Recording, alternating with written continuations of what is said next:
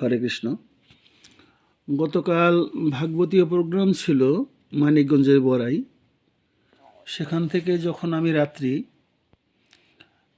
11টার cake 11:30টার দিকে আমাদের মহাদেবপুর বাস স্ট্যান্ডে আসলাম, তখন ওখানে কর্তব্যরত পুলিশ ভাইয়েরা ডিউটিতে ছিলেন।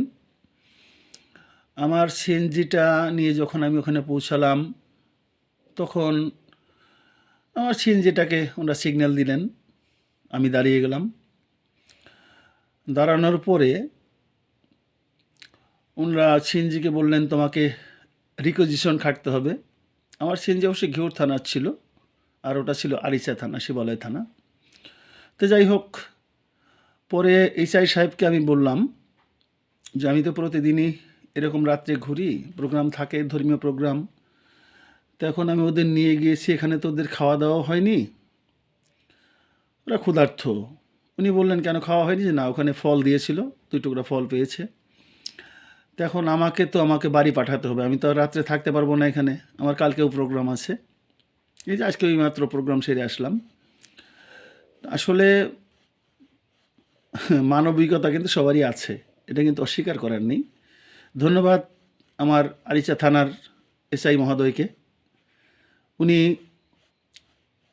সাথে সাথেই বললেন, ঠিক আছে আপনি চলে যান। উনি সসম্মানে আমাকে সম্মান জানিয়ে উনি আমার গাড়িটাকে ছেড়ে দিয়েছেন। তো কাজে আমরা চাই কি? আমরা চাই প্রশাসন আমাদের বন্ধু, আমাদের সহযোগিতা করবেন। আমি কিন্তু কাল সেটা পেয়েছি ওনার থেকে। কাজেই প্রত্যেক পুলিশ অফিসারকে বলবো, ভাই আপনারা আমাদের রক্ষক, নিরাপত্তা আপনারা প্রদান করেন।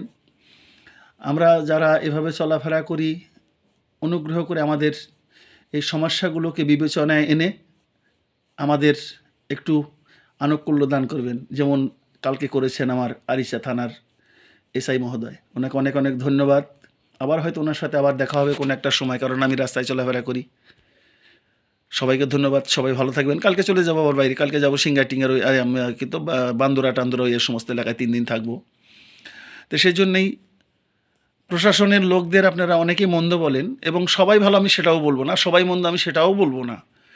কারণ আপনি যদি ভালো আচরণ করেন, আপনার সাথে নিঃসন্দেহে কেউ মন্দ আচরণ করতে পারবে না। আপনি ভালো আচরণ করলে দেখবেন আপনার সাথে সবাই ভালো আচরণই করবে, এটাই সত্য। আপনি ভালো, জগৎ ভালো। আপনি মন্দ, জগৎই মন্দ। ভালো থাকবেন। শুভরাত্রি।